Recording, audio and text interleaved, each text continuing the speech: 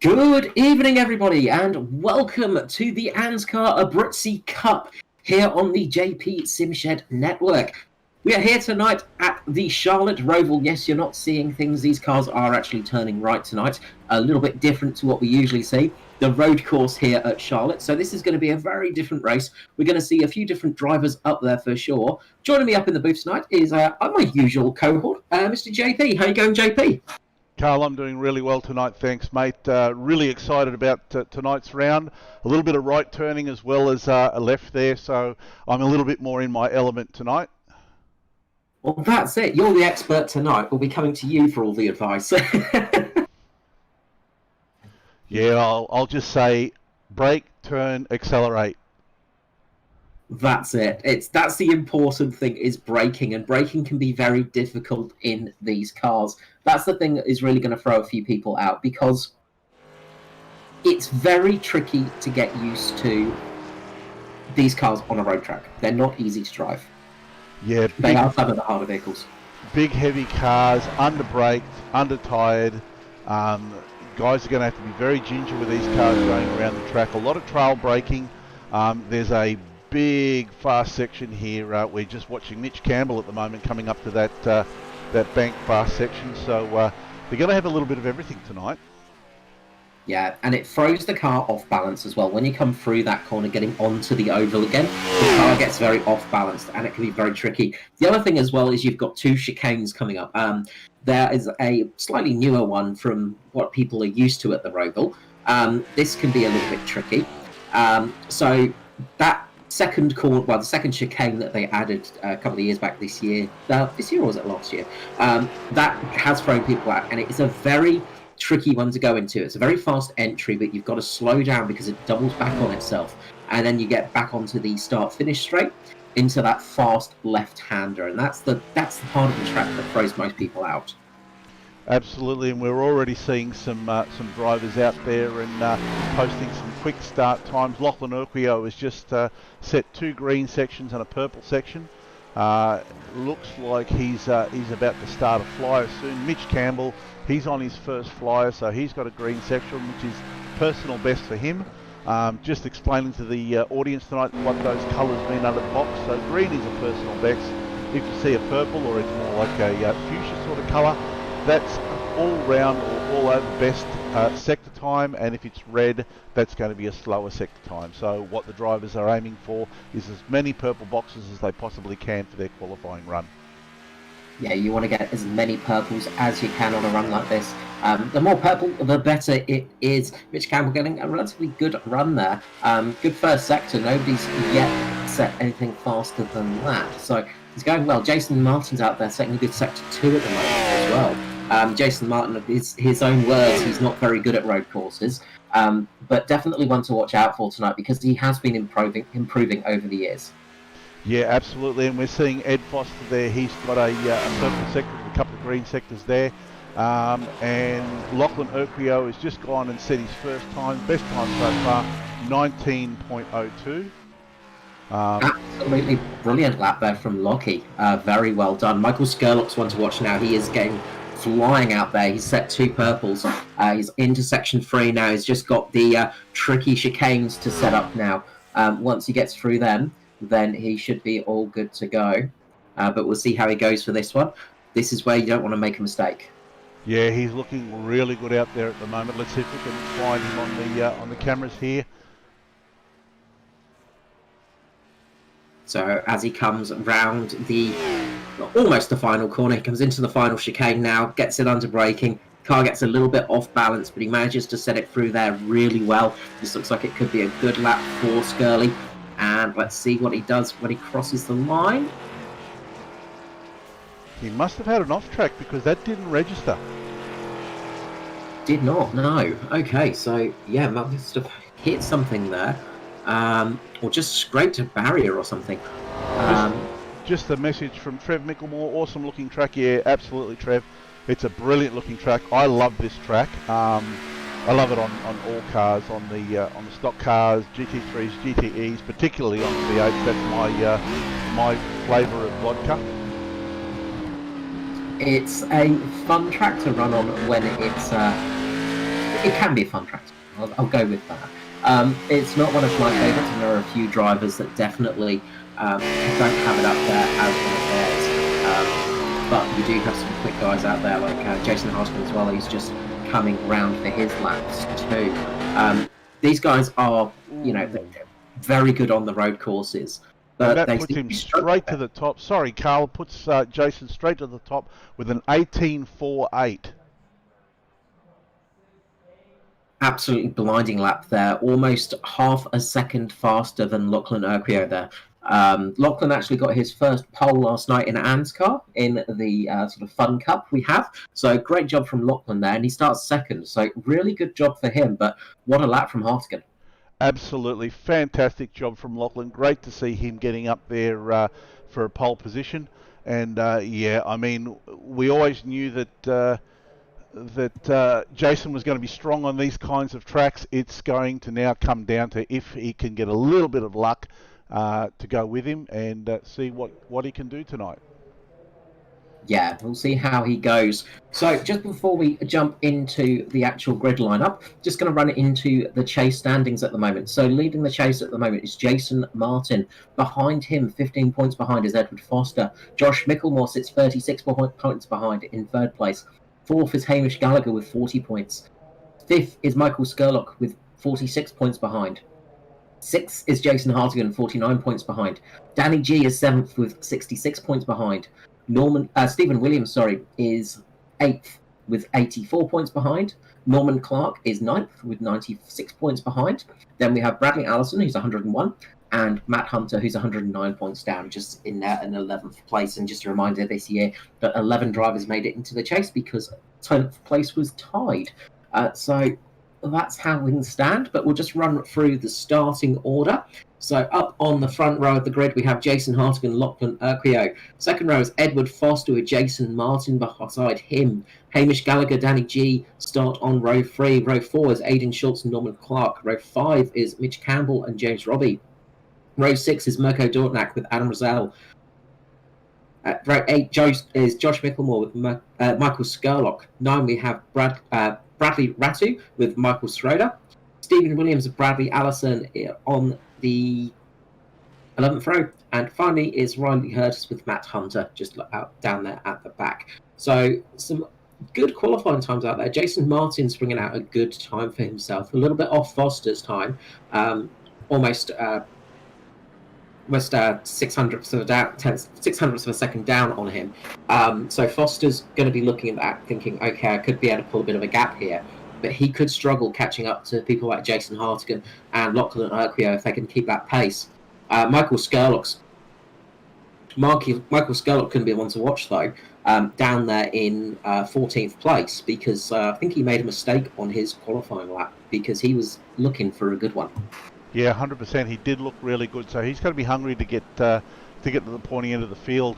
I did speak to Ed Foster at the beginning of the week, and he is absolutely fired up.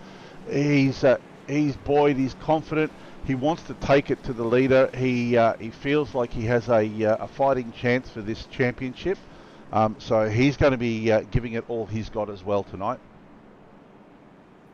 Yeah, I can see Foster just absolutely wanting to get it done tonight. He's been looking good. He's been setting some good times, and he's been having some good pace. He's had 2 victories in the past 2 races as well, so he's got some good form as well tonight. Yeah, that's one thing that's really gone his way. He's had some victories. He's feeling confident. He's at the pointy end of the field too, so this should be pretty good for him. Yeah, he's not one that is new to road racing either. He is quite good at the old road racing. Oh, what the heck has happened there? We have had a moment in the pacing up. Somebody has gone round. Aidan Schultz has gone round. Oh dear. Oh, in a big crash actually. A big crash as they're pacing up. Looks like Aidan Schultz has possibly had a disconnect of his drive or something, because he's just spun up in front of Norman Clark, and then we've had a big load of cars just crash into each other. Josh Micklemore just making it out of there, just barely missing that one. Wow. But a huge crash at the back there. Not sure what happened to Aiden Schultz there, but he's not. He's looks like he's back. He's actually gone back into the pit lane. So I think maybe he had a problem there. Not sure what actually happened to his car. So we might have a second lap of the safety car as everyone just shuffles into order. But that was a bit of a strange one.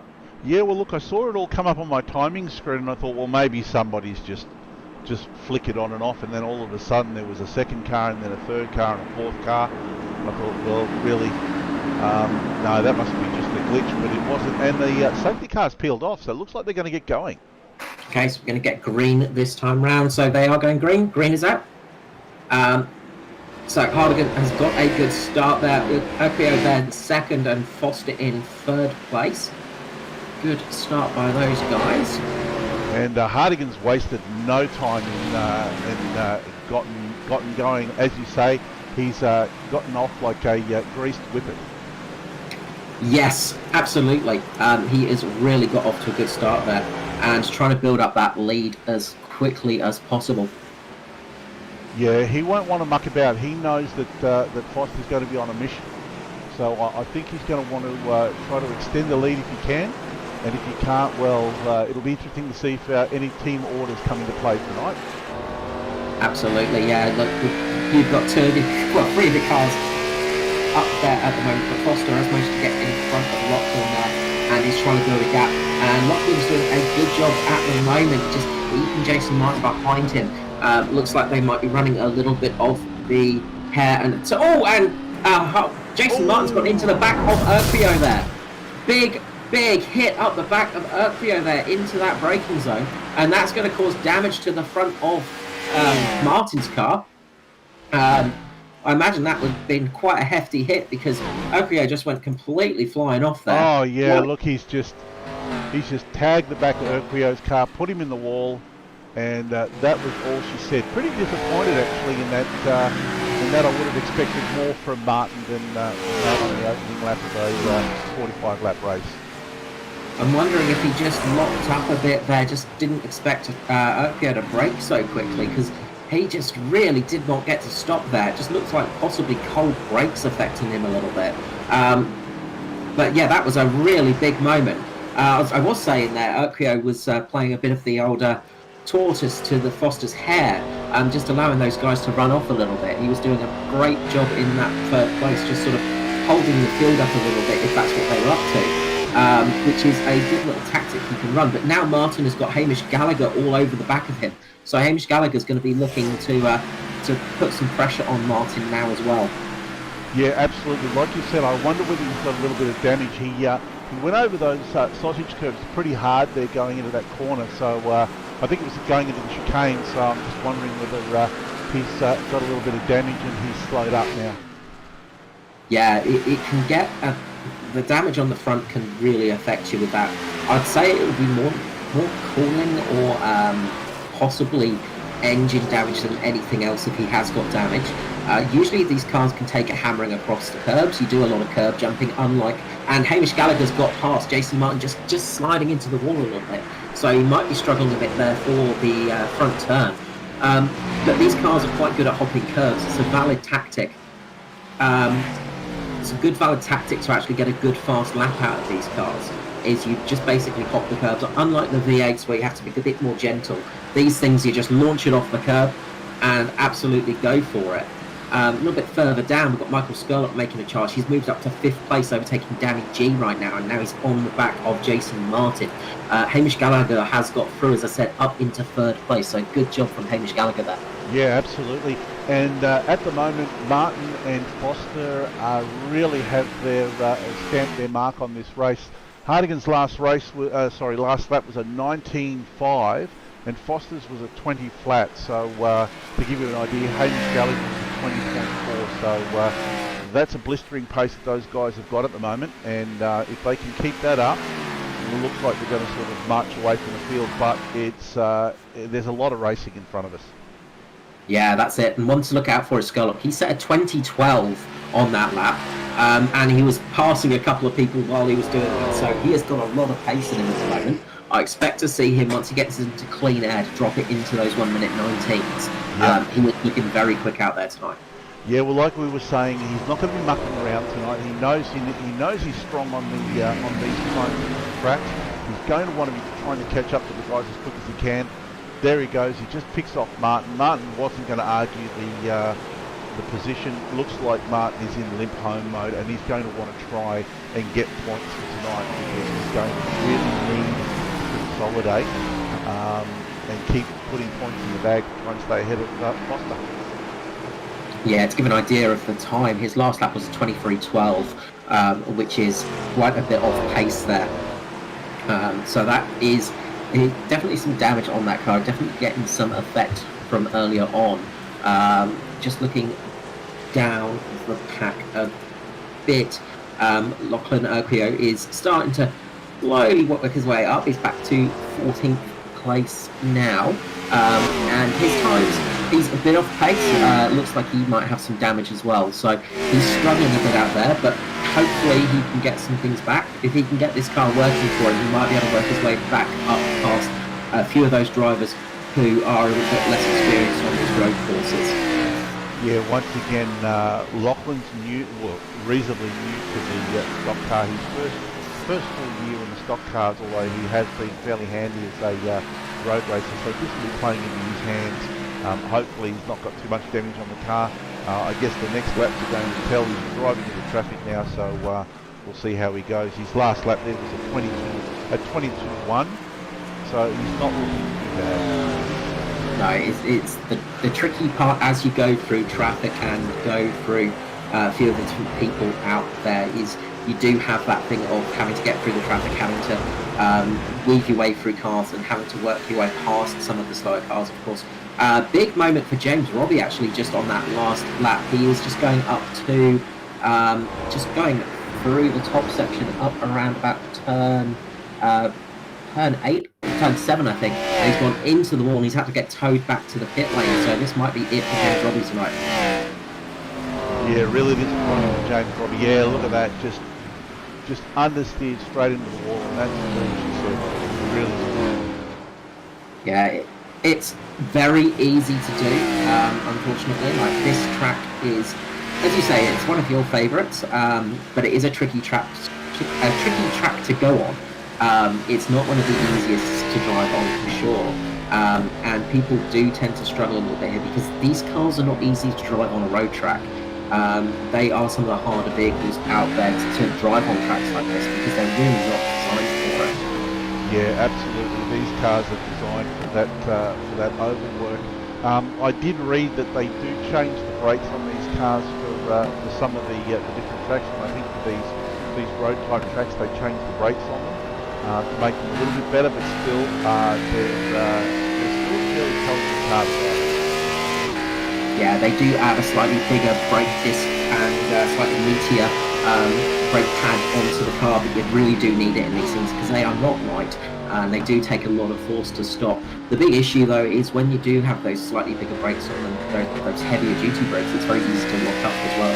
If you come off of sort of just driving a sort of relatively a track you don't need too much brake on from one of these cars, you jump into a road circuit and all of a sudden you're looking up every single corner. Yeah, absolutely, and it looks like Jason's just maybe eased off a little bit, or he's used the best out of his tyres. His last lap was 20.4, but I mean he's got almost a 7.5 second lead over Ed Foster, so he really doesn't need to push things much harder than what he already is doing. Yeah, he's just having to ease the car out now, not having to worry too much. Getting a couple of cars just coming through now. Aiden Schultz has managed to get back out there after a input issue earlier on that saw him go up the track. And a few cars did get some damage from that as well, remember. So there are a couple of people out there with wounds at the start of the race, which is never easy. But he's just out there backlapping, trying to get some points for tonight.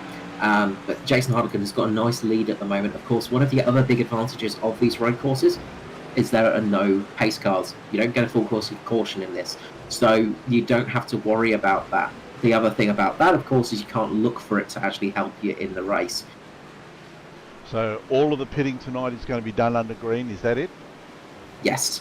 Yeah, you will not get a chance to do it under a caution. You've got to do it under green.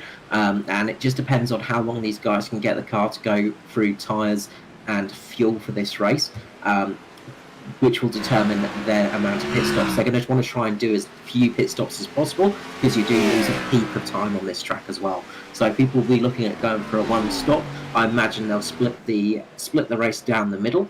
If they can, you might see a few people trying a double stop just to try something different, get on those fresh tyres, just have that speed advantage for those usually about 5 to 10 laps on those fresh tyres, and see if they can make some positions up that way. It can be done, but it's not easy. Yeah, absolutely. And look at this. Skurlock is almost within sight of Foster. He can actually see him in certain spots. So, yeah, that's going to be motivating him to get a move on and try and catch Foster and get around him. Yeah, look, those guys are absolutely flying at the moment, and they're doing some good times out there as well. Skurlock is in the 121.7, so he's just a little bit off Jason Hartigan, the leader, but he is still setting some very good laps, about a second a lap faster than Foster at the moment. So that bit of a lead that Foster managed to pull at the beginning is helping him, but Skurlock is chasing him down. Foster can see that in his mirrors. Yeah, absolutely. The only two cars actually at the moment who are in the 121s is Hartigan and Skurlock. So everybody else is in the 22s, 23s, 24s, and even you know, we're getting into the 25s and 6s for some of the guys that are carrying a bit of damage.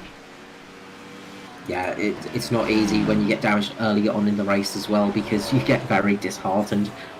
It's not a fun thing to have to drive these cars around with damage, especially when you've got some suspension damage, because they're not the easiest things to turn on when they're fully formed and when they've got no damage. As soon as you get damage on them, you start to really struggle, and then you start regretting your life decisions that put you in this spot. Yeah, absolutely. And Jason Martin is just holding station at the moment in 5th place. Last lap was 23 flat, so he's struggling a little bit out there, but he also knows that he has to stay out there. He's got to try and make as many points as he can tonight and not drop too many positions. Yeah, he needs to do his best to keep up there, keep close to Foster, make sure he doesn't lose too many points to Foster as well. Of course, that's the big thing now, is that championship battle as we are in the chase now. So he's luckily got his teammate behind him, Danny G. So he's got a bit of a tail gunner behind him to help him out, keep him up there. Of course, Danny G is in the chase himself, so he's going to want to try and get some good points. At the moment, their nearest rival is Mitch Campbell, who's putting in a good run out there in 7th place, having a relatively good drive. Yeah, Mitch is looking really strong at the moment, and this is only his, I think, his 2nd or 3rd cup race, so he's looking good. He's keeping it nice and clean and steady, so yeah, expect to see him sort of move up the field as things go on tonight. Yeah, he's doing a great job out there, just keeping the car out of trouble, not pushing too hard, and just doing a good job of keeping the car in the right spot, in the right place, and keeping it going in the right direction. Yeah, 100%. He's being chased down by Josh Micklemore now. Josh was a little bit faster than Mitch there on the last lap. Actually, he was quite a bit faster than Mitch on the last lap, but we'll see how that battle sort of progresses as the race unfolds. Yes, and the race is indeed unfolding as we hit lap 10 of... brain's gone dead for a second there. Lap 10 of 45. There we go. So lap 10 of 45, so still a long way to go tonight. Jason's just keeping that lead nice and easy for him. I do wonder if he's not pushing too hard at the moment. He's just keeping his tyres nice and cool, not overheating them, not doing too much on them, not pushing them too hard yet. Just waiting to see what happens in 2nd place. Yeah, absolutely. I mean, at the moment, with the lead that he has, he doesn't really need to go pushing too hard. He just has to maintain and drive at 9/10. You know, I mean, it's still early days and anything can happen, but at the moment he's looking very, very strong. And if he plays his cards right, gets a little bit of luck to go his way, he's in the box seat at the moment. Yeah, this is an event we all knew he would be strong at. Jason is a very good road racer, and he is just one of those annoying drivers that just can find speed in places where you just go, how do you even manage that? You sort of scratch your head a little bit. 100%. I've raced against him, and I'm lucky enough to have him in the team. But yeah, he is a frustrating driver. He's a frustrating driver when he's in front of you. He's probably even more frustrating when he's behind you, because you know that he's going to not let up at all. No, we've had a few friendly rubs and bumps in the Wednesday night series, me and Jason, as he's busy trying to get past me, and he does often get past me without too much trouble. Yeah, he's definitely got some skills behind the wheel as he comes around to complete yet another lap. And at the moment, everybody seems to be sort of evened out. There aren't too many close battles up and down the field. Skurlock is getting closer and closer to Foster lap after lap. He's now at 2.5 seconds behind Ed Foster.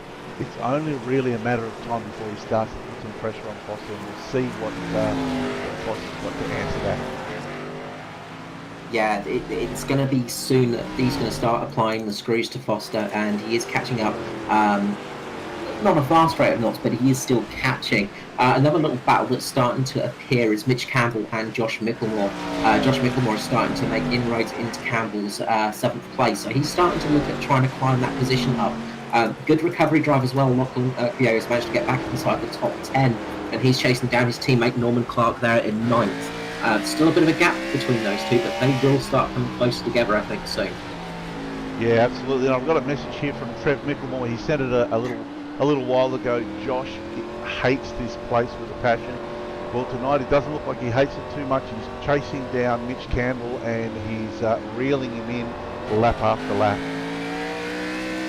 Yeah, you can hate a place and still be quick, though, if you've got the skill. And Micklemore's one of those drivers that is quite skilled. And again, we can talk about Jason Hartigan being fast. Josh Micklemore is one of those guys that can just pull pace out of nowhere sometimes. And especially on the oval circuits, you just go, how did you gain that speed? You just can't understand it sometimes. But definitely one to watch when he is going. When it's going his way, he can be very, very quick. And he's very tricky because he tends to always have a good finish. A bit like Jason Martin, tends to always finish there or thereabouts, sort of within the top 10 positions, and just keeps consistent. And that's been the story of the year for the drivers out there. Well, it's the old saying, always rises to the top, and these guys have got great pedigree in these cars, and they just seem to find themselves there or thereabouts, and it's not by accident that it really happens. That's it. Michael Skurlock is starting to close in on Foster. Now the gap has shrunk some more. It's now half a second between the two of them. So it's getting very close, and Skurlock's going to get a bit of a draft here as they come onto the oval section. One of the strange things about this track, of course, is you do have the oval section still, so you have got that big burst of speed as you go down the straightaway, and you do get a bit of a draft, and sometimes that does catch you out. Possibly what happened to Jason Martin and Lachlan Urquio earlier is Jason Martin just got caught out a bit by the draft and missed his braking point, because it's so easy to happen. You gain a little bit more speed than you had all race long. All of a sudden you go to brake where you'd normally brake, and you go, oh, I'm carrying too much speed here, because you're gaining an extra 5-10 miles per hour quite easily down those straights, especially the first straight between turns 11 and 12. Yeah, absolutely. And here's a question for you, Carl. Your Ed Foster championship points are going to be crucial for you tonight. You've got Michael Skurlock behind you, just absolutely sweating the P2. What do you do? You fight him, you take the risk, or you let him go and just go for the safe P3 and get some points in the bag? Looks like, sorry, Carl. Looks like we might have had an issue with Danny G. Just going to go to a replay and see if... Oh yes, and he has gone off, just coming out of the first corner, well, the second corner, really going into the second corner just as you get past the pit exit there. Just gone straight into the tyre barrier. He's actually just got past Bradley Allison, I think, who was just coming in for a pit stop, and that might have just caught him a little bit unsighted. and just put him off the line slightly.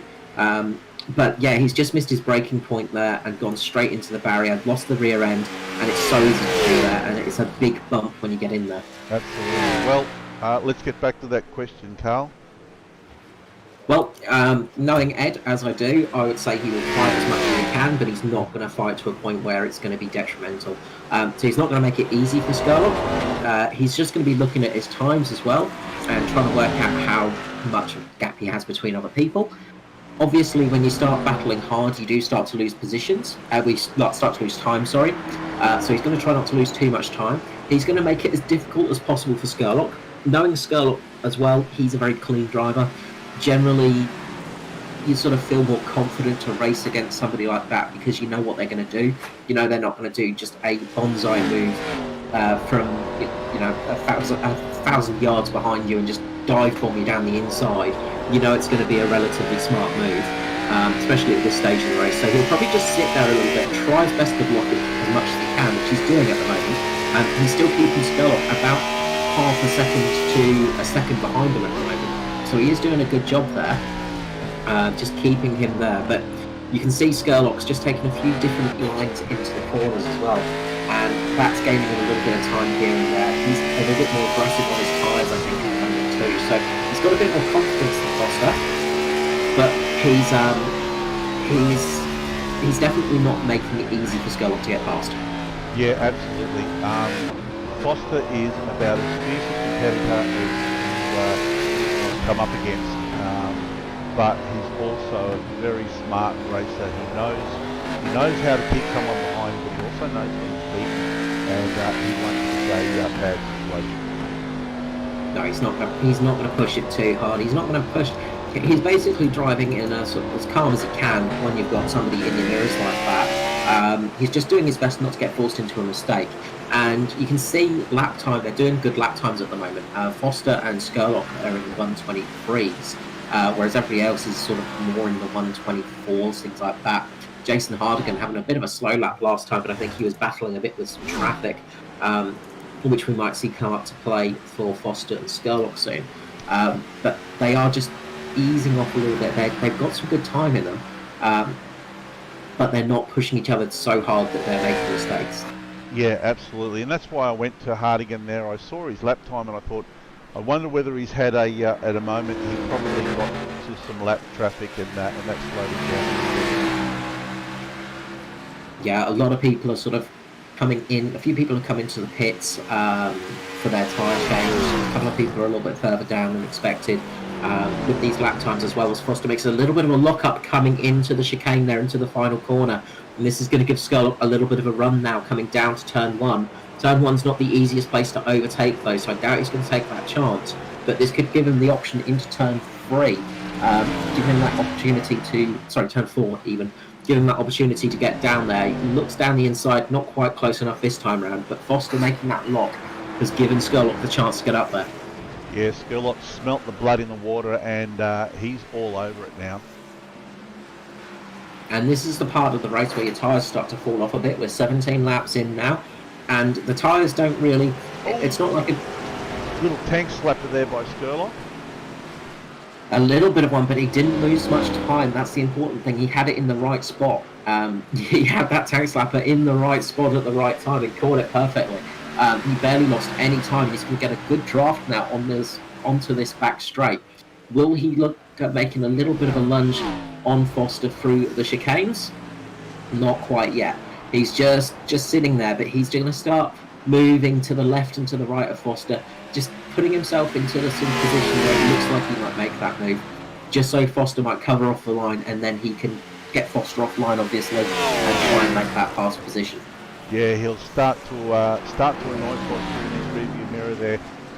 Try to put him off a little bit and see if he can make a gain that way. But he's all over the back of Foster now, like 0.2 of a second, and it's going to be closing. So he might have a go going through the next turn, maybe. Yeah, I think we're going to see it into turn 4 and 5. We might see him making a bit of a lunge. Turn 4 is a bit of a corner where you can't do much, but turn 5, this corner now, is where you can make a gain. And he looks down the inside, not close enough, but he has managed to make Foster aware of it. And this is the thing, it's a bit like a mosquito in your ear at night when you're trying to sleep. It's fine, it's not going to be a complete issue, but it annoys you, and it causes you to make mistakes, like slapping your face or something silly like that. And that's what Skurlock's just trying to do here. It's just pressure Foster into a mistake. Foster's very strong through that final sector, and that's what's helping him at the moment. He seems to be a bit stronger than Skurlock through the final couple of corners, which has given him a nice bit of a lead onto that back straight, which is just costing Skurlock the ability to get underneath him. Yep, and we see here a possible incident with Norman Clark. I'm not sure what happened here. Yeah, just once again, just misses that chicane, understeers and straight into the barrier. It's so easy to do, unfortunately. And as I say, on that corner, those chicanes can be very tricky to navigate. It's so easy to lock up going through there. It's so easy to hit one of those curbs and go flying. Norman, very experienced driver as well. You know, if it can happen to him, it can happen to anyone, you have to say. But that's going to be a bit of damage there, and that's going to be a bit of repair for him. Absolutely, and here's a good aerial shot showing the gap between Foster and Skurlock. And like you say, Skurlock, the first half of the course, Skurlock seems to close the gap on Foster, and then when he gets towards the back of the course, going into the oval section, Foster's able to pull away a little bit. Yeah, he's able just to get there. He's just got that little bit of extra speed, it seems, that little bit of extra grip there. So he's just doing a good job through those final corners, and that's really helping him. That's his saving grace at the moment. That final sector, where he's able just to be a little bit quicker than Skurlock. And all the while now, Hardigan is just skipping away. He's the only driver now that's in the 23s. Everybody else is in the 24s and dropping. Yeah, he's just putting those tyres through a bit more pace now. I reckon he's going to be coming in for his pit stop in the next probably about 2 to 4 laps, Jason Hartigan. I reckon he's putting the time in now just to get that speed up, and then he's going to make his pit stop relatively shortly. He's going to want to try and make it as close as he can to make this race a pure halfway race, so obviously around about lap 22 to 23. But I think we'll be seeing him coming into the pits very shortly. Yeah, that makes perfect sense though. If he can basically cut this race in half with the pace that he's currently got, he's definitely in the box seat. Yeah, and of course, no cautions, none of that to really bother you. Does make it a little bit easier when you're leading one of these road races. Not that it is an easy thing to do, because there's so much concentration you still have to have in the car just to get it around this track in one piece. But it does give you that little option of not having to worry as much, not having to stress as much. You don't have to cover off the person behind you, for instance. Foster has an awkward situation now where if Skurlock pits, he could get a little bit of the undercut. Of course, the other thing about a track like this is the overcut can sometimes be a little bit more effective, just because it takes a couple of seconds to get those tyres up to temperature. So it can vary a lot of times.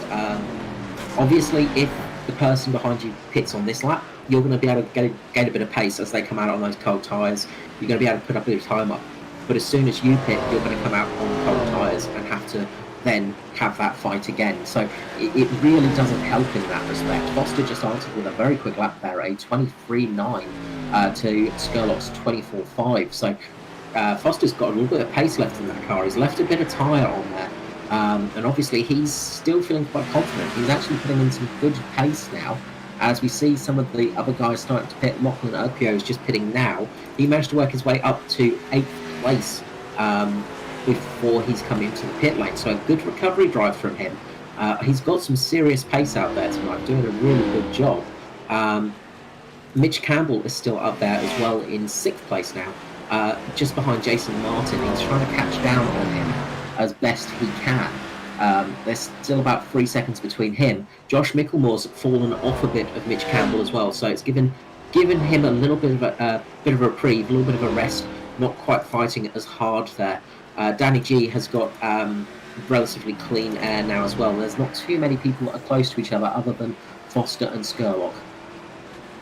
Yeah, and as we see there, Michael Schroeder, I think, just kissed the wall coming out of that. Oh, and Foster's pitting. Sorry, Foster is pitting now. So Foster's pulled the trigger early. So he's going to pit now, see what he can do. This is going to give Skurlock a chance. He has to give everything he's got right now. And he is absolutely, as he goes through turn number 1 sideways. That was a very, very aggressive move. He just basically skidded through that corner as fast as he can. I think we're going to see a fast lap here, but he's gone wide a bit. He's gone wide into the entry, but that's given him a little bit more of an area to go around. So he is using those course, the absolute limits of the racetrack now to try and go as fast as possible. He's absolutely giving it everything he can. But what if you're Skurlock here? Do you cover off Foster and come in the next lap? I would say he's coming in now. There's no point sticking it out there. I think if he comes in a lap later, unless he's got some incredibly good tyres on there, he might struggle. As I said, you have got to build up tyre warmth in these cars. So when you come out on cold tyres, it is tricky.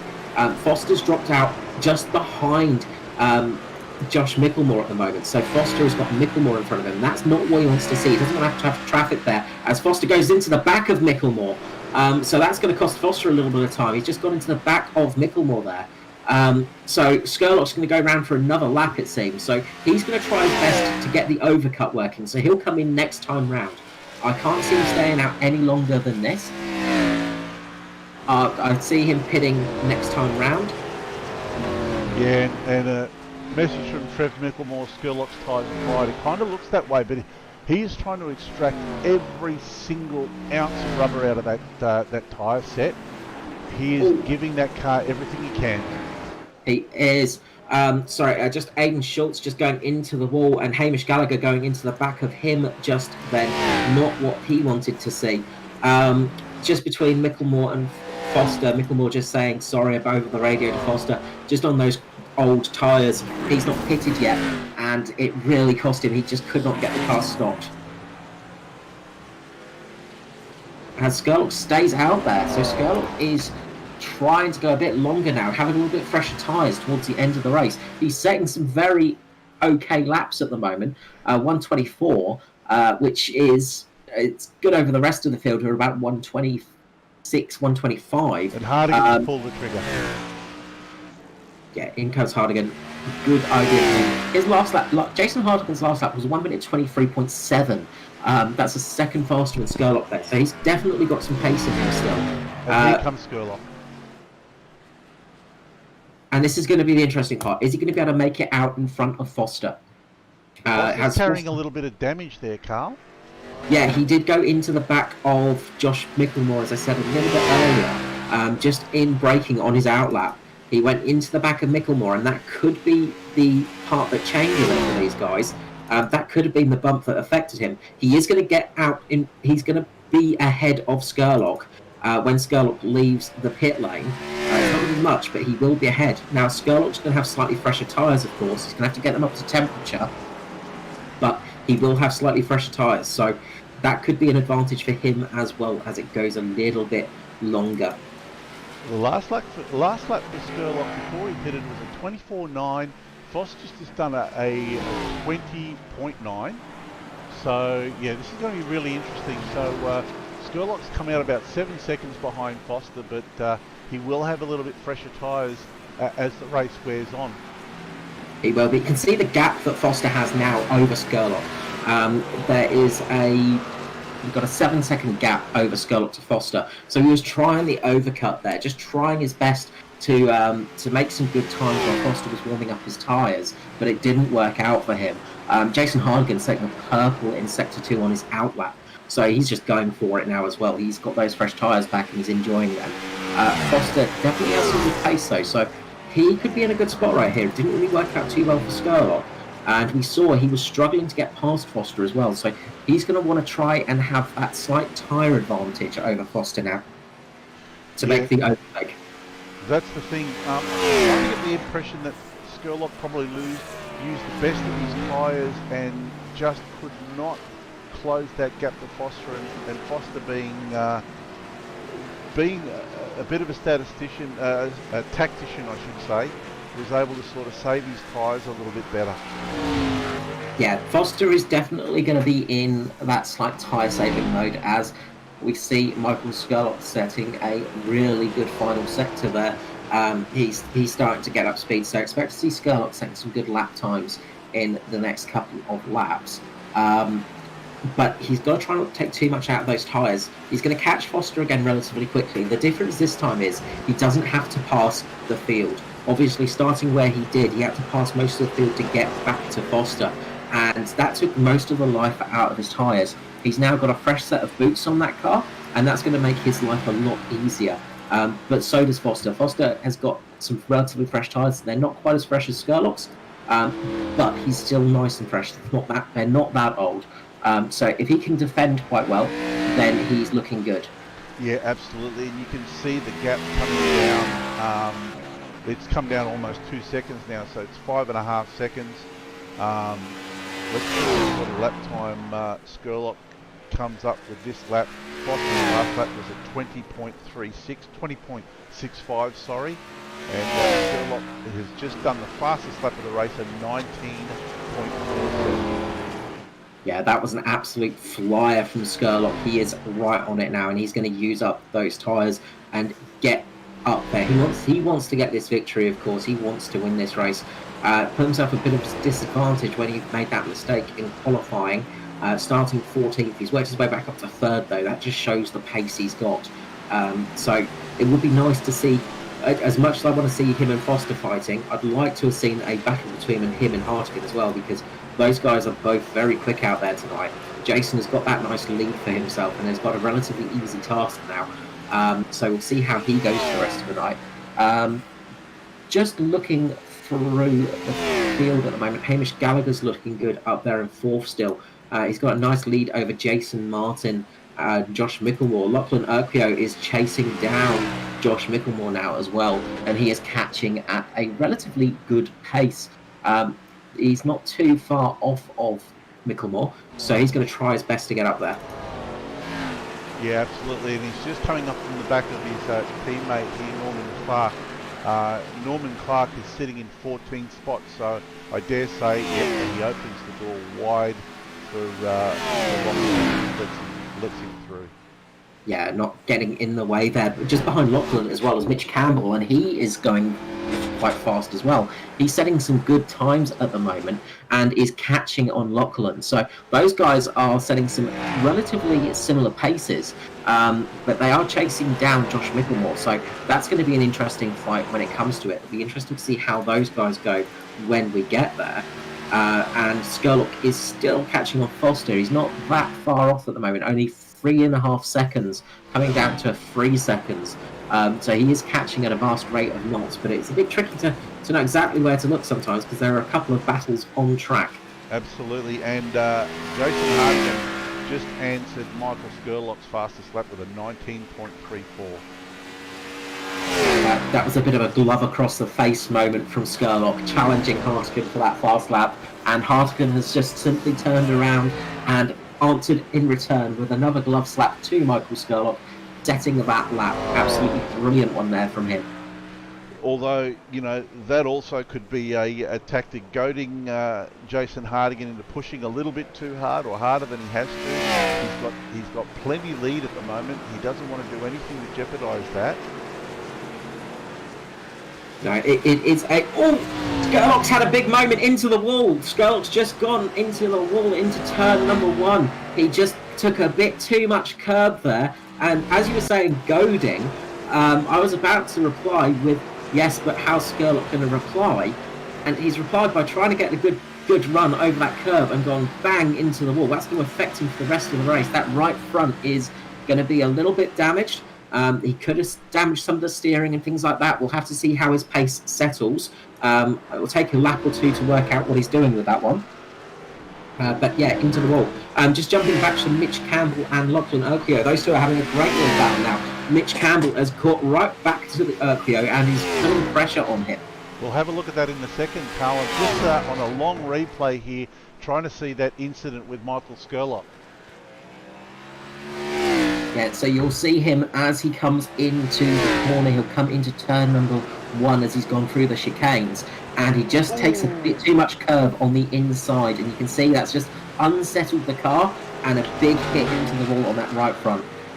It almost looked like he actually hit it on the rear end of the car. So, but like you said, the next couple of laps is going to definitely tell. No, when we're looking at the car now, you can definitely see that he's got some damage at the front there. Yeah, he did give it a hefty whack, and the trouble is it's a very fast part of the track. It's quite deceiving because it doesn't look all that fast when you're actually looking at it from a bird's eye view, and you look at these guys flying through there. It is a very fast left-hander, and it's very tight as well. It's almost the best way I can put it, it's like a road course corner. There's no runoff at all. There's no room for mistake. Driving around places like Montreal, Canada, for instance, you've got those very fast corners with no runoff at all. A little mistake can cost you a huge amount of time. Yeah, absolutely. And we're on board now with Mitch Campbell, and you can see he's got Lachlan Urquio firmly in his sights. Yeah, he's looking at Lockie, and you can see that damage on the back of Lockie as well, and he's going to be trying to catch up to him. Lockie's been setting some really good times though, so he's still got some pace inside that car, he's still got some speed, and they are catching up to Josh Micklemore. So what the saving grace for Lachlan Urquio at the moment is the fact that Mitch Campbell isn't racing him. He's sitting on his back, but he's not really putting pressure on him. So those two are just driving up relatively quickly to the back of Josh Micklemore. So we could be in a freeway fight with them soon. Just jumping down again, we've got a very close battle between Adam Rosell and Riley Curtis in 14th and 15th as well. And Riley Curtis is on the hunt there. Riley Curtis having a great couple of weeks in the ANZCAR series. He managed to get a second win in the truck series this week. So brilliant job from Riley Curtis there. He's going to want to try and get a good finish in the cup race tonight. Yeah, absolutely. Well done to Riley for that. And just looking forward there, I just noticed Michael Skurlock, his last lap was a 1:21 flat. So kind of looks like that little hit on the wall that he had may not have really affected him that much. He's down to a second behind Foster, and I think it won't be long now until that's less than a second, which is right now. Yeah, that's the fight we're going to have to absolutely focus on now, is the fight for second place. Michael Skurlock made up some ridiculous time after that mistake. I think he dropped down to around about 10 to 12 seconds behind for a couple of moments, and he's managed to work his way back up to Foster. But how much of his tyre life has he used up for that? And that's the big question you have to ask. How is the damage going to affect him? We have seen with Skurlock, he's not had the easiest time getting past Foster. He hasn't managed it yet, so will Foster be able to keep him behind him for another few laps? And that's the big question. It's getting past Foster. Skurlock is looking really racy, and he just needs to find a way to get past Foster, maybe fake him out somewhere, but that's a lot easier said than done. Yeah, catching is one thing, passing is another, as we say in motorsport, and it is very, very true. Obviously, passing on a oval can be tricky sometimes, but it's not as hard as passing on a road course, because you don't have it. You have a lot more. There are far fewer areas where you can really make that pass sometimes on a road course like this. You're really going to be looking at turn number 4, 5, 8, and the chicanes for making that move. That's going to be your ideal passing point. So you do have a few areas where you can get stuck behind the car, and then you get things like dirty air running off the car. You do get the effect of the draft on that big turn 9 and 10 sort of straight area. But Foster making a big lock up as he comes into the chicane there, into the final chicane. So that's going to help Skurlock get a little bit closer to behind him now. And that's the thing that Skurlock's looking for. There are little mistakes like that from Foster. But you do get a little bit of dirty air on the car, you get a little bit of a wash as you get closer through some of these fast corners, and all of a sudden you find the car just loses a little bit of front end grip. So Skurlock's going to have to battle with that. Foster's just got to keep his car in the right place at the right time, and that's easier said than done sometimes. Yeah, 100%. And while you were mentioning that, we saw Mitch Campbell actually make a move on Lockie. Looked like Lockie went wide or something, might have got himself a slow down and had to ease right off, and Mitch just was able to get around him nice and easy. And Skurlock now is as closer to Foster than he's ever been, so this is an opportunity for him. Yeah, this is Skurlock's chance coming back around the straight here. Got Mirko Dornak just pulling off for him. Nice little gesture from Dornak there. As is often the case from Mirko, very polite driver. Unless you're racing against him, in which case he can be a very hard opponent. But yeah, getting out of the way is there. Of course, you don't have any obligations to do it. You don't have to get out of the way of cars in NASCAR racing. But it is a polite thing to do.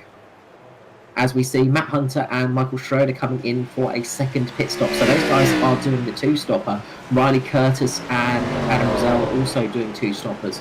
So a couple of people are rolling dice, trying those two-stoppers a little bit further down the field, seeing if they can make up a few positions, because it is quite tight down there from around about P10 onwards. Those guys that are only a lap down are fighting each other quite hard. Skurlock's still not quite getting past Foster. He's still catching up to him, but not managing to get that past up. Yeah, this is going to start getting frustrating for Skurlock. He just needs to find a way around Foster, but at the moment, Ed Foster's having none of it. Yeah, Foster, as I say, he's very experienced on ovals, but he's got a pedigree in road racing as well. This could be Skurlock's chance, so he's got a good run off the exit of turn number 8, coming through 9 and 10 now, up to that first chicane. This could be his chance. If Foster locks a wheel here, he could be looking good, and he's going to try and pressure Foster into making that little mistake. Foster just losing the car a little bit. He got a little bit slidey there, and that's given Skurlock another little chance to catch up to him. But of course, those little slides across the track don't really lose you too much time in these cars, because you're pretty much constantly fighting an inner slide. But Skurlock is closer than we have seen for a long time, and Foster seems to just sometimes struggle through this final chicane. We've seen him lock up a couple of times, and the exit is not quite as good as he would want, I'm sure, but he has managed to keep him behind. And the saving grace for Foster right now is this turn here, turn number 1, because it's very hard to pass through here. It's a bit of a suicide mission if you do try and pass through there.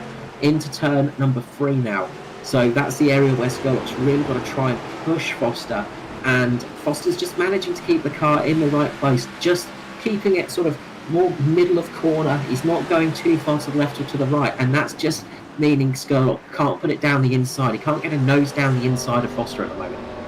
Yeah, it's just Foster's putting his car in the right place at the right time, making it as wide as he possibly can. But Skurlock's got a really good run here. He's right on the back of him. And you can see here, though, that Foster sort of starts to pull away a little bit from Skurlock. Yeah, that could be to do with a little bit of damage on Skurlock's car now. Obviously, a little bit of aero damage can affect it. Foster's also got some damage on the front of that car too. He had a really poor exit from the corner, but then started to get a little bit further away as they went along the straight. So he's got a little bit more top-end speed than Skurlock. And you can sort of see that again as we come down to the final chicane. He just pulls away a little bit, and that's what's really hurting Skurlock, because he can't get that move done on Foster through those fast sections. He can't get the push to the back of him. Skurlock just getting a bit loose as he's come out of the chicane once more, and that's dropped him off a little bit too. So it's just an annoying spot for Skurlock to be in. He just can't do anything against Foster at the moment. Yeah, he's trying everything that he can. He's using every trick in the book, but he's not able to get it done. And it looks like Foster's eyes forward to him, and if anything, he's sort of rattling Skurlock's cage a little bit more than Skurlock rattling Foster. Yeah, that's the thing. If Foster's just driving with his eyes forwards, not looking in his mirrors too much, he's not really focusing on Skurlock and not worrying too much. And that's something people can do, is sometimes you just focus on the driver behind you, not on the track in front of you, and that's what loses you time. At the moment, Foster, he's obviously taking the off glance just to make sure he's not going to crash into Skurlock, but he's not worrying about him. He's just driving forwards, he's driving straight and just keeping that car the way he wants it. He's almost driving his own race at the moment, and that's what's giving him that advantage of just keeping in front. He's not panicking, he's not getting the pressure from Skurlock, he's just easing off. Yeah, absolutely, 100%. And it looked like Skurlock just had a little moment going through that chicane there. slowed him down, and Foster was able to sort of eke out a bit of a gap to him. Yeah, again, Foster just getting good speed down those straights, and that chicane, we've seen Scarlett make a couple of little mistakes in that chicane, just going across the curb a little bit too much, sliding the car a bit too much as well. And the other thing that can happen when you do that is you do overheat the tyres a little bit, and sometimes you need a couple of cool-down laps to get there. Skurlock, again, just putting his car a little bit tighter through the corner, just trying to make Foster cover him off. But Foster's keeping that car mid-corner. He's not covering off his lines. He's not taking a different line that he's taken all race. He's just keeping the car where he wants to keep it. And that's sort of not replying to the pressure that Skurlock's laying down. Yeah, absolutely. And while these guys are fighting, Hardigan has just skipped away, and he's got a 23-second lead on Foster. Yeah, he's just managing to pull it out there and just keep a nice gap ahead of him. He's not having too much trouble at all out there.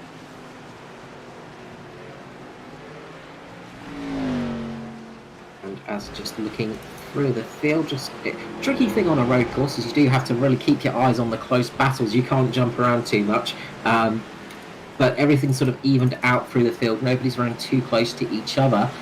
Norman Clark's catching Stephen Williams a little bit at the moment. That's really the only little battle that's going on back behind Skurlock and Foster. That's right. And we're just looking here with Mitch Campbell. He and Mickelmore seem to have sort of steadied out.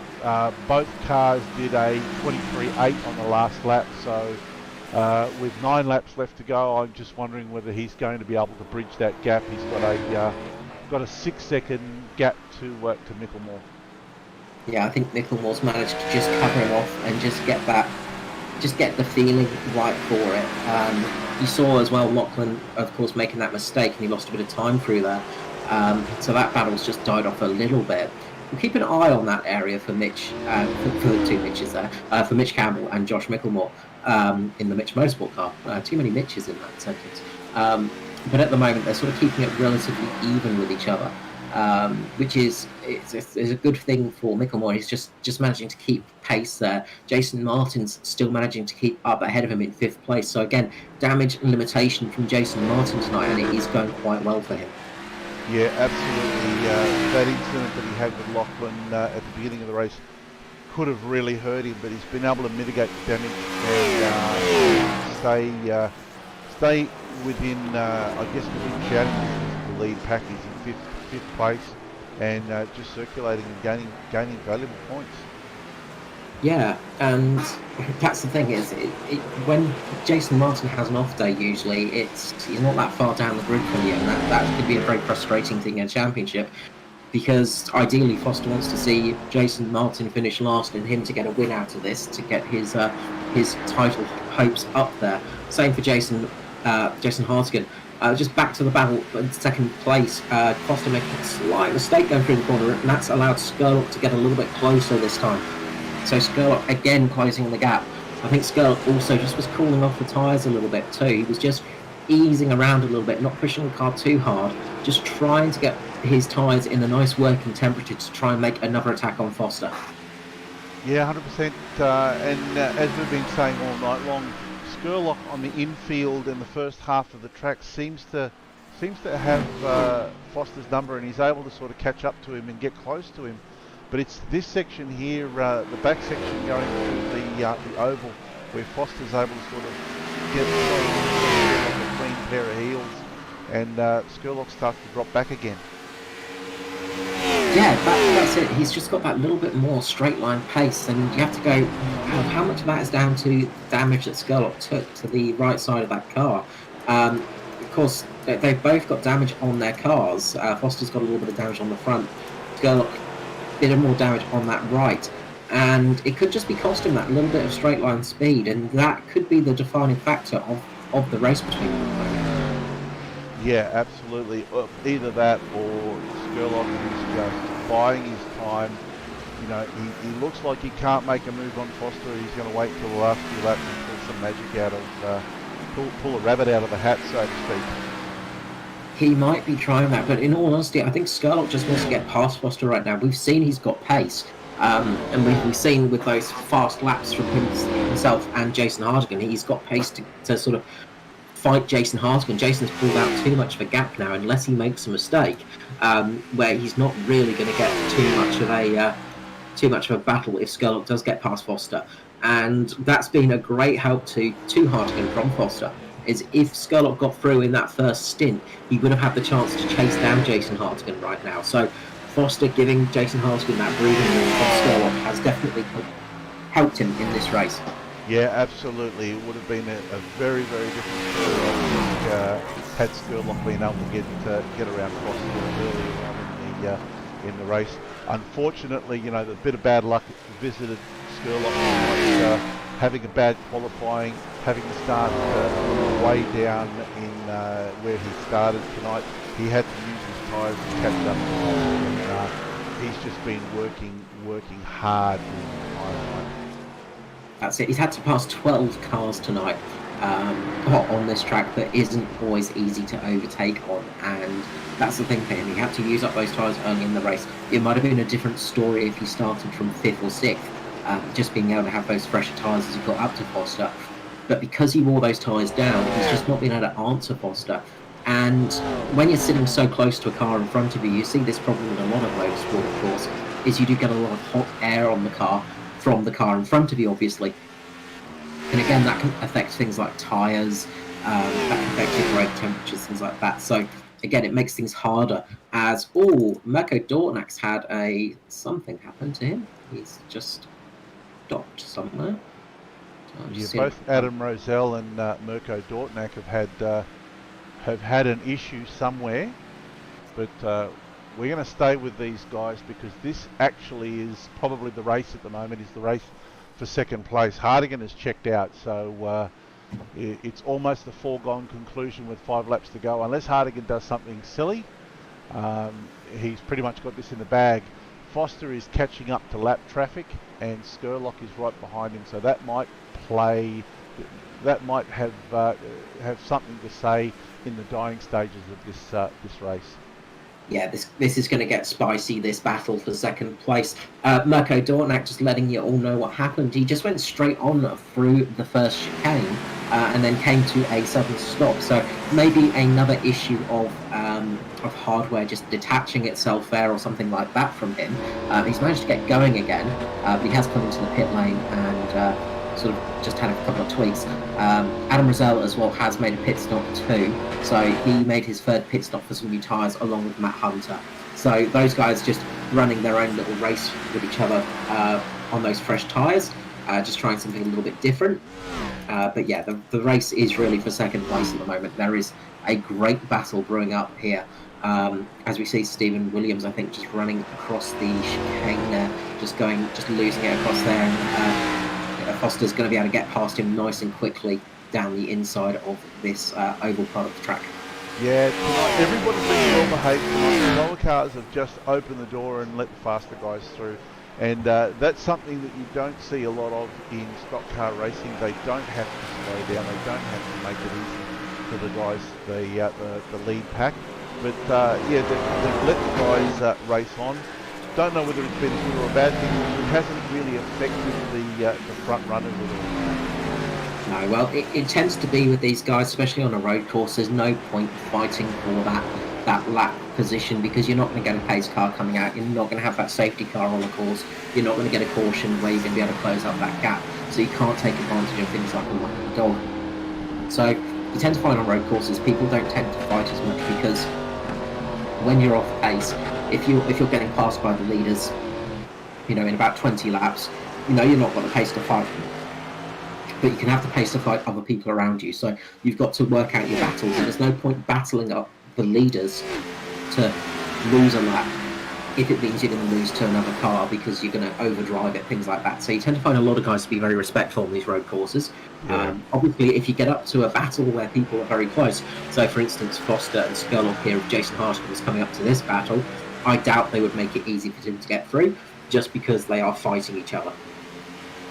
Absolutely, 100%. So lap 42 now as we come around. It's going to be lap 43. Not much longer in this race. Jason Hartigan is going to be Most annoyed when he sees this broadcast because he's barely got any feature time up front. But Foster and Skurlock are going to be pretty happy about this because they've given us one heck of a race. Very close racing between both of them. Yeah, 100%. I think tomorrow I'm going to have, or Jason's going to have words with me and say, what do you mean I'm leading the entire race and you hardly showed me? We just play favourites. We don't need to see Hartigan. Don't need to see you, mate.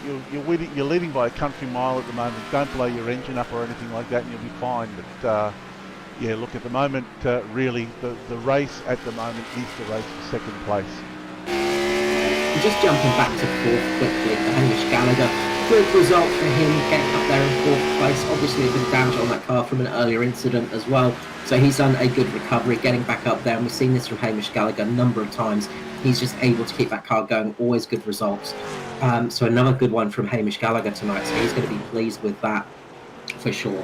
Absolutely. He's one of these consistent racers that you don't see much of. Every now and then there's a bit of brilliance and he'll pull off a race win, but he's always kind of there or thereabouts, and he goes about doing what he does sort of very quietly and without much fanfare. Yeah, not to be mean to the other drivers in the series, but Hamish Gallagher is one of the smarter drivers out there. I mean, they are racing drivers, so they're not smart to begin with. We almost gave him the commentator's curse there, Carl, coming through the chicane. Of course, it's guaranteed, isn't it? But yeah, Hamish tends to use some different lines. We see it often from him. He uses some different lines. He tends to be very good on his tyres, and he just has this way about driving the car that just doesn't overdrive it, and you can just get a nice feeling from that car and doesn't overdo it through the racing. So yeah, always good to see Hamish Gallagher getting up there. And of course, this has been a season where he's flourished as well. He's sort of one of the newer drivers to the top end of the ranks, and he's really putting in some good shows at the moment. Absolutely, and we're almost coming down to go time. Foster has just started to turn the wick up now. He wants to make sure that he shows Skurlock a clean pair of heels. I reckon he knows that if Skurlock is too close to him, he's going to try something on his last lap. If you're going to try something, do it on the last lap, and if you're within a couple of tenths, you're going to try that dive bomb for sure, especially when it is for a big position like P2 in a race. So you could see Skurlock trying his best in this one as we come across the line for lap 45. So the white flag is out for the Hybrid Racing Solutions. White flag, 1 lap to go. And that's been out for a little bit of time because Jason Hartigan did trigger that off, of course, but Jason is so far ahead, we don't pay any attention to him. I think Jason's in another postcode at the moment. Yeah, I think he's finished the race and sipping margaritas at the moment. So he's actually coming up across the oval section right now. Jason Hartigan coming through the first chicane, and he'll soon be up to the final chicane, and that will be his race over and done with. But it's hard to take your eyes off of Foster and Skurlock at the moment. Absolutely, I think just for the sake of being fair, we're going to follow Jason across for his victory as he crosses that checkered flag, or gets that checkered flag, and then we'll go straight back to these two fighting for second place, because it's definitely going to be on. 0.3 of a second between them. Let's go back to them now. Skurlock's only chance to remove it is through the final chicane. He's got to put some pressure on Foster right now into that final chicane. It is a very tricky chicane to say. You can double back on yourself. So it is easy to make a mistake there. Skurlock is just not close enough at the moment. He's 0.4 of a second behind Foster. So he's really going to have to make a dive bomb move up on this lap round. He doesn't have it. He's not quite close enough. Foster gets the drive out the corner, takes second place. Skurlock in third place. Brilliant drive, brilliant race from those two. Congratulations as well to Jason Hartigan for that win. Absolutely blinder of a victory there for him. Hamish Gallagher just coming up across the oval section now, and he's going to come home in fourth place. A good finish for him with that damage on the car. He got a bit of damage earlier on, and that's affected him for the race. But he's going to come over the line in fourth place. That's going to help him in the chase as well, because he's got a few positions over Josh Mickelmore. Jason Martin in fifth position, just coming through the final chicane now. Damage limitations for Jason Martin, but probably one of the best positions he could have hoped for tonight. Qualified fourth, finished fifth, so great job for him. Josh Micklemore ends up in 6th place as he just comes across the line now. Mitch Campbell is going to finish up in 7th. And Lachlan Urquio making a great recovery drive, actually. Really good recovery drive from him to finish in 8th place. Because, yeah, we saw that earlier on, that big bump he took, and that dropped him right down the field, put a bit of damage on the car. So finishing in 8th place, I'm sure he's going to be pretty happy about that one. Danny G in 9th with Michael Schroeder in 10th place. As we go down to the lower end of the grid, P11, we have Riley Curtis, Norman Clark in 12th position. 13th was Stephen Williams with Mirko Dornak in 15th. Adam Rozelle managed to finish in 15th position with Matt Hunter into 16th. Aidan Schultz in 17th with Bradley Allison having not a great night for Bradley Allison, unfortunately. He ends up finishing in 18th place. James Robbie 19th, and Bradley Ratu didn't take the start in 20th. Yeah, what a awesome race tonight. Look, another absolute domination from Jason Hardigan on this Roval course. We knew he was going to be fast. I don't think we knew he was going to be that fast, but really there was no argument for the entire race. He led from beginning to end, and that was about it. The race really to watch for us tonight was that race for second place. That was a bit of a heart stopper. Yeah, we were treated to a great race for that second place, in all honesty, because it is one of those tracks where we sometimes see gaps just forming, and then you sort of see the odd person getting close now and again, not much happening for lap on lap on lap. But tonight we were treated to heart-stopping action. There were barely any laps between Foster and Skurlock where they weren't less than a second apart, which is very rare to see here. And up for P2 and P3, brilliant battle. Got to say, what a drive from Skurlock as well, starting 14th, finishing 3rd. That is one heck of an effort. The only person that's really close to that in positions gained is Josh Micklemore, with started 13th and finished 6th. And then Riley Curtis started 18th and finished 11th. Great jobs from them. Michael Schroeder started 15th, finished 10th as well. So good jobs from those guys. But Michael Skurlock really did put on one heck of a show tonight. Yeah, absolutely. That was really the drive of the evening. And look, it was a well-deserved 3rd place. Foster just made it too difficult. He was able to put his car where he needed it to, and just made it too hard for Skurlock. But well done to the top 3 tonight. Well deserved by all of them. Absolutely. So speaking of Mr. Michael Skurlock, we'll try and grab him down to the booth to say hello to him and see how he's feeling after that race. I imagine he's going to be a little bit tired, but for Pace Syndicate Racing, we have Mr. Michael Skurlock. How you going, Michael? Golly boy. It's been a while, mate. It's been that long, I'm a bit bashful, mate. A bit shy now. I can imagine. I know it is a big task talking to me sometimes, especially after a race like that. Looks like it was a lot of hard work out there tonight, Skurly. Oh, mate. Yeah, it started when I stuffed up the qualifying and I just spun out, and then I hit the wall on my second go. And then I was like, oh, no. I wasn't expecting that. I was expecting at least to qualify first or second. And then luckily everyone was nice and sort of let me go early. But as soon as I got to Edward, all roads stopped, you know what I mean? Like I couldn't get around him no matter what I did. He was driving well, man. Like every exit to every all the straights, like the main, like you try to set up a pass so you can get onto the straight, use him as a draft, get around. But he was nailing those exits every time, and I just couldn't get near him. Yeah, well, you answered one of my questions there, because it was about qualifying, because we saw you setting some great purple times early on on that second run, obviously, and just catching that wall, unfortunately, which is a real shame, because it looks like he's had some serious pace out there. But carving your way through the field, you sort of got up there relatively quickly, and then, as you say, Foster was almost just an absolute block in the road for you. We did see you stay out a bit longer on those tyres. Were you trying the overcut with that one?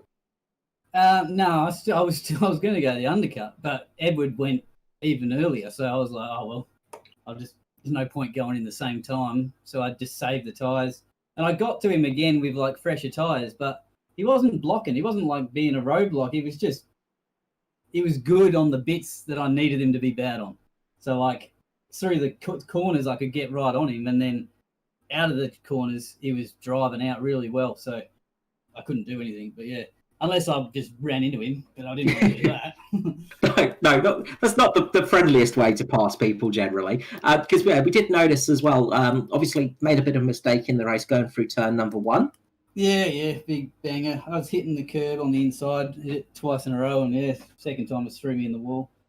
But yeah, Jason was too good tonight. I mean, if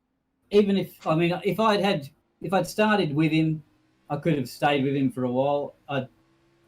Probably wouldn't have been able to beat him though, because seemed like he was on a perfect race, to be honest. Yeah, look, he was very quick out there tonight. We did see you guys trading fastest laps a couple of times as well. That was entertaining to watch too.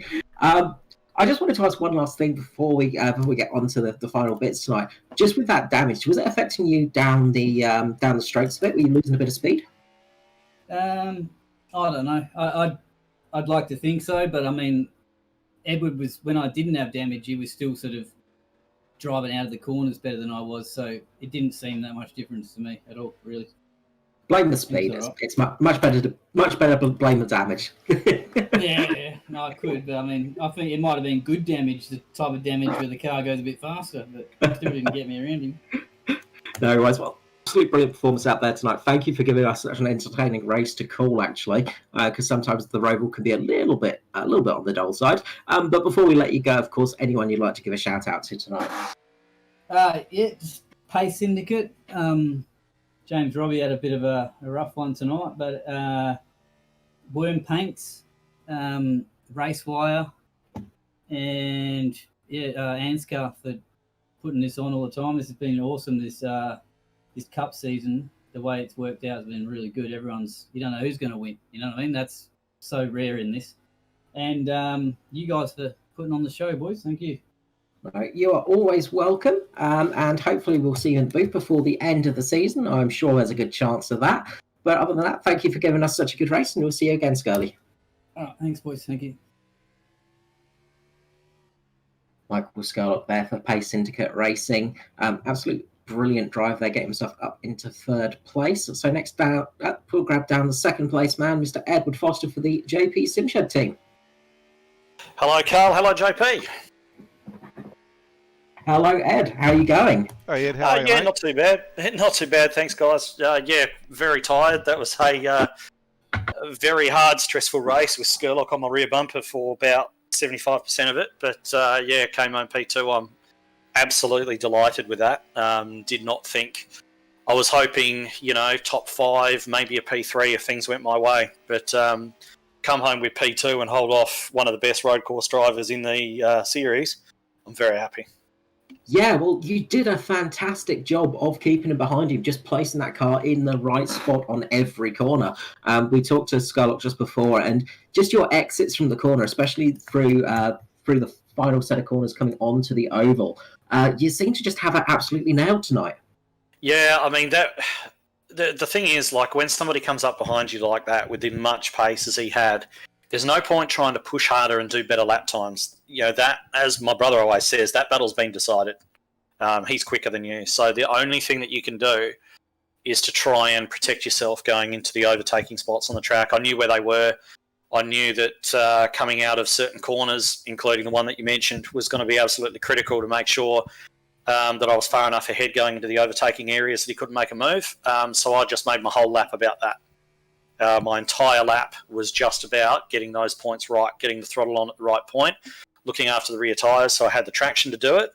And, fortunately, I was able to drive out of the corners, was able to keep throughout the stint, really good drive out of those turns.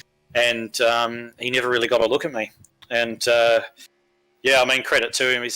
Skurlock's the kind of guy that you can do that with, and he's not going to miss his braking point, lock up, smack in the back of you at one of the chicanes or under hard brakes or anything like that. So, he's really reliable. You can actually trust him in those kind of battles. So, I'm glad it was him, and it's fantastic to beat him, because to beat him on a road course, you've done a good job. Yeah, you absolutely did for that, Peter. You really worked for it tonight, and you did earn it. Obviously, when you got a car in your mirror like that, going through a road course or any course really, it's very distracting. Were you finding yourself just looking more forward on the track, not noticing the mirrors too much, or were you just trying to sort of keep an eye on him at all times, or how are you sort of going about that aspect of the race? Certain points I was looking out the front, and much of it I was looking out the back. I won't deny it. I was definitely keeping an eye on where he was. Certainly after, I generally just sort of concentrate on making sure I got the best exit I could in those crucial areas. And then definitely I'd glance up at the mirrors to see how his car was behaving, and I saw him get a couple of power slides on. So that every time that happened, it was a little bit of encouragement for me, because, when somebody ranges up behind you so quickly the way that he did, it's easy to think that those guys are just doing it easy and they're not pushing. But when you see the car moving around and he's sliding, he's working for it, and he's taking life out of his tyres, trying to get the power down quickly enough to get by. So every time I saw his car kick out sideways a little bit, I was, a little bit of encouragement for me. And just count those laps down. They were some of the longest laps of, they are the longest laps of the season anyway, the way the road courses work. But definitely it was that they took a long time to come down those last 10 laps. Yeah, and just with the pit strategy you ran as well, obviously you managed to get the undercut on him, get in first. Were you expecting to see Skurlock follow you in there, or were you sort of a little bit dreading seeing him just continue on after you? Were you sort of thinking he might be able to get a little bit of a overlap on you? I wasn't really sure what his plan was. Pitting that lap was always my intention from the beginning, and certainly nothing had happened in the race to make me change that. So I was going in that lap regardless. And when I saw him drive past, I was actually very happy, because you can come out on fresh rubber and knock out some 1 minute, 20-second laps without really taking too much out of the car.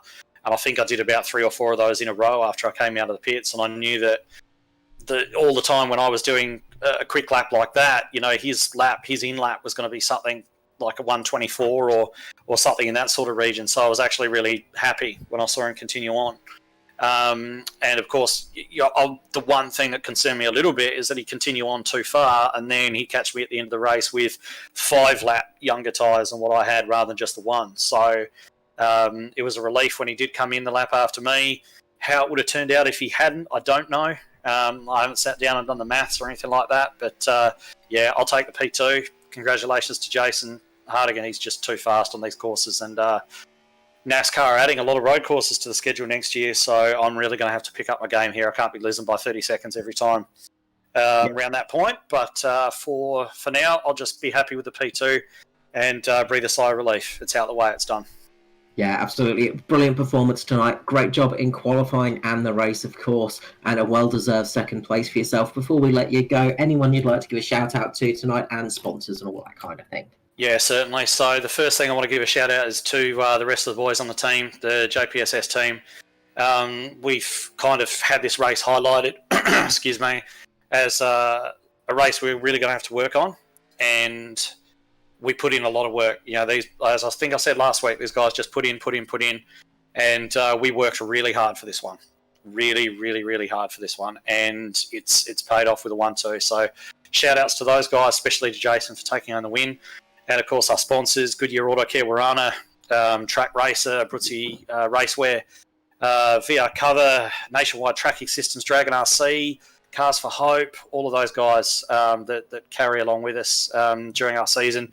Always grateful to have their support. Great to have those guys on the car. And you never know how the season's going to turn out. So it's great to have them with us. Thanks very much. No worries. We will see you hopefully in the booth in the next couple of races for the chase. Of course, there are a few more races coming up after this. Obviously, we've got to do a couple more next. Kansas, thank you. Yeah, so Kansas next, back onto the ovals. So good luck for that one, and we'll see you back in the booth soon. Thanks, Ed. Thank you very much. I hope so. Okay, Edward Foster there for the JP Simshed team, and that was everyone tonight, wasn't it, JP? Yeah, look, we don't really want to know about the race winner. I think that was a little bit of luck, really, that he won the race. Oh, there he is. He's with us now, actually. Oh, hello. G'day. We forgot about you, Jason. Sorry about that. You're a little bit ahead of everybody in that one. How's it going, Jason Hardigan? Good, mate. Good, very good. G'day, Jace. Chucky, that was a bit of a surprise, tonight's win, mate. Yeah, I didn't think I had it there. But, yeah, I'm just being sarcastic. You only won by 30 seconds, so I don't know. You must have been sick or something. Not well. Yeah, it wasn't 40 seconds, you see. So. Yeah. Well done, buddy. Yeah, cheers, JP. Cheers, mate. JP was up here complaining that it wasn't by a lap over everybody, but you did well tonight, Jason. You know, you did manage to get that victory, of course. What a race for yourself. That was absolute brilliant driving out there, and just sheer pace out there tonight. Congratulations. And can you inform us a bit on your secrets? No, I don't know what I do different to everyone else, to be honest. Drive as fast as you can. Yeah, basically I act like someone's chasing me behind me and I just try and outrun them. So, it was a bit of a shock. I was hoping Skurlock would qualify up there with me, but he had obviously a couple of mistakes. So, but yeah, well, him and Ed looked like they had a ding-dong battle the whole race, basically. So yeah, I just basically just did what I needed to do and just drove out and conserved the car, conserved the tyres. The last 10 laps I was actually watching that battle on my black box. I wasn't really watching what I was doing, just cruising around for 10 laps. But that's disheartening to hear. But yeah, no, it was a shame that Lockie had a bit of an incident on that first lap. Would have been good for him to get a good result, but I mean, JP bloody Simshed 1-2, another one, and our third victory in a row as a team, so that's awesome. Yeah, it's been a good end to the season, but it's been a good year all around for the team. Obviously, you guys have first year in the series, and you guys are going well, and this is your first full season, of course, and it's not going too badly for yourself, is it? Really? No, it's not, and this is basically this coming back to the Rovers where it all began for me last year in the Xfinity series. So that was my first race, got my first win, and nothing's really changed. No, you're still very fast here, obviously. Yeah. So throughout that race, of course, I mean, we didn't focus too much on you, sorry, but we had a very good battle for second place. Anything happened to you out there tonight? No. It was pretty much an instant free perfect race for you, really. I mean, it's a bit hard to say much when I was thinking about that, isn't it? It's a very good race for you. Yeah, it was pretty uneventful, and I mean, I just had lap cars to deal with, and that was it, really. Yeah. Yeah, it was a jaw-dropping performance, but like it must be very it must boost your confidence a little bit when you do get a good run like this, when you do get an absolute blistering finish like this, obviously. Yeah, it does, and I do back my my road course ability, but I then put a ton of pressure on myself to perform on road courses all the time, and that's probably the worst thing. Like today, I was trying to do laps, and I just couldn't string more than 4 laps together. So then I just sort of relaxed myself, and away I went. But it is very much a thing you can sometimes put the pressure on yourself when you expect yourself to do well, and that's usually when things go wrong because you put a bit too much pressure on yourself. It didn't happen tonight though, thankfully, because you did absolutely pretty much a perfect run out there. Obviously, like one of the big things as well is practice. You know, with these cars, obviously they are very different to drive than most of the cars you run on ordinary road courses and street circuits. So obviously, I imagine you put a bit of practice through these vehicles. Yeah. I'm pretty comfortable with the Roval and anything I drive. It's more just adapting to what the car wants. Like because each individual car is a bit different. So I've always been pretty quick at the Roval, so it takes me about 10 laps to get on top of the car, figure out what it wants and what it wants to do, and then it's just basically trying to go faster. So, but a lot of this week was helping out the other boys as well, and it paid off. I mean, you look at our qualifying 1, 2, 3, so it definitely paid off in that respect. So. Yeah, that's definitely a big thing, and that's something that we heard from Ed Foster as well, just the practice you guys are putting in and the effort you guys have been putting in as well. And you can tell it's been paying off because you guys have been doing some blistering times out there and getting some good results. And obviously with yourself getting that win, very good for you too. So yeah, it is a thing of, it doesn't come naturally. that's the thing I just want to get across. It's you're very good and things like that, but there is that sort of aspect of practice and just getting the eye on the ball sometimes, isn't it? Yeah. Practice definitely doesn't make you perfect, but it definitely makes you a lot better. It's more consistent. I mean, anyone can sort of go out and throw a fast one lap out, but it's about putting it together for 20 laps or 30 laps sort of thing. So that's the hard part in it. Absolutely, I can attest to that one for sure. So before we let you go, anything you'd like to say tonight? Any shout outs and things like that, and usual sponsors? Actually, I'll give a big shout out to Norman Clark. He actually had a bit of a death in his family that he found out just before the race, so condolences to him and his family. But yeah, the boys in the team working hard as always. And all of our sponsors, Dragon RC, Goodyear Auto Care, Abruzzi Racewear, National Tracking Systems, and SimShed Broadcasting, and you guys for your hard work. No, not a problem. We are always welcome, and races like that tonight. I mean, it was a bit up front. Was a little bit dull to watch, but jaw dropping at the same time. But yeah, I have to I have to apologise, Jason. You got about I think about 2.5 minutes worth of airtime tonight because you were just too far in the lead. I'll slow down next time. Make it interesting. Yeah, good. Make it interesting. But you've got a good replay to watch with Foster and Skurlock. That battle was very enjoyable. So thank you so much, Jason Hardigan, for the JP SimShed team. I'm sure hopefully we'll catch you again before the season end. Chances are we will, because you are still very quick on those ovals too. Yeah, cheers, boys. Thank you very much. See you, mate. Congratulations once again. Yeah, see you, JP.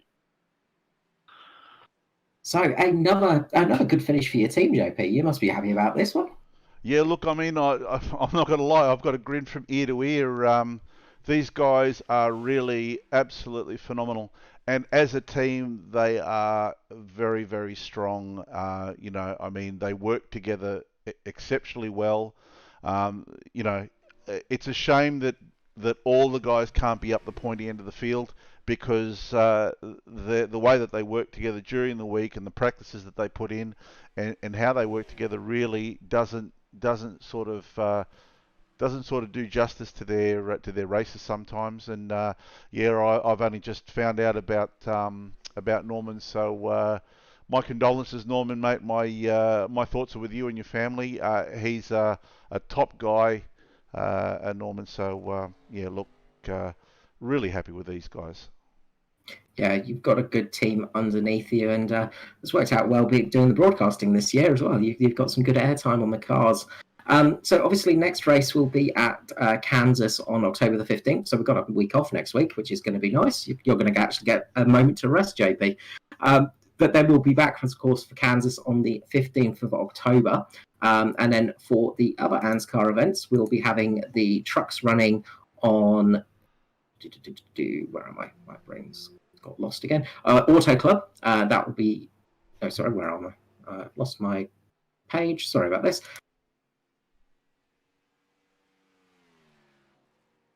We'll be at Atlanta. Sorry. No, wait. Sorry, I got lost completely, JP. Sorry. If you want to run through the things coming up on the SimShed Broadcasting Network. Yeah, no worries, Carl. We'll give you a chance to sort of find yourself there. But coming up on SimShed Broadcasting, we've got a little bit on. Of course, on the Thursday nights, the ANZCAR Abruzzi Cup. On Friday, we have Gentlemen Sim Racing Club. So we have a triple header on Fridays with the production cars, and then after that, the stock car road racing, and finishing off with the V8s. And then, of course, on the Monday night, we have the Gentlemen Sim Racing Club Intro to Wings. And then the GT3 series. Tuesday night we have the Nationwide Tracking System V8 Evolution Championship. This Tuesday the races are going to be visiting Montreal, and of course on the Wednesday night we have the replay of Split 2 with the Split 2 Drivers Lounge, where we get some of the drivers that competed in Split 2 on the Tuesday night together, and they have a bit of a laugh and a bit of a chat and relive the highlights and lowlights of their race. Yeah, always fun to watch, and there's been some good racing this season as well. So we'll be at a very fast track next time out for the trucks. That'll be at Daytona, 75 laps at Daytona on the 5th of October. So that will be coming up on Monday for ANZCAR. If you want to give it a go, if you want to come in for a drive, well worth it. And then Wednesday nights, we have our sort of more fun run series for the end of the year. We're not doing anything too extreme, really. It's just more of a bit of enjoyable time for everybody. So that's the Wednesday night Speedway series, and that's on the short tracks. We don't know where it will be yet, but that starts at 7:10 Australian Eastern Standard Time, I think, off the top of my head. But that can be joined as well. If you want to come and give it a go on the ovals and have a bit of a tryout, definitely worth jumping into the trucks or on that Wednesday night series. And then, of course, you can catch up on all the JP Sim Shed Broadcasting Network stuff afterwards. Give it a good watch and well worth giving it a view. Absolutely. Make sure you have a look at us. Join us on our Twitch channel, SimShed Broadcasting, and make sure to follow us, and you'll know every time we go live and when we're broadcasting. Yeah, and of course, SimShed Broadcasting on YouTube as well. If you want to catch up on there, of course, the races are put on the back burner, and you can watch them later as well, which is always a good thing to have. So, JP, before we finish up tonight, any last thoughts on that race? Look, it was a great race. Look, honestly, it was. I was very happy to see Jason check out and just win this one by a country mile. We always knew he was going to be strong. This was just a testament to how strong. But geez, that battle with Ed Foster and Michael Skurlock there, that was an absolute nail biter. Yeah, that's it. That's the kind of thing that we love in this series, and that race for second place was just absolutely nail-biting from well, pretty much when Skurlock caught up to Foster to the very end there. So brilliant things to watch. So thank you ever so much for joining us tonight. We hope you enjoyed the race, and we'll of course see you for the Cup in not next week, but the week after, of course. So from myself, Carl Withy, and JP, we'll be wishing you a good night.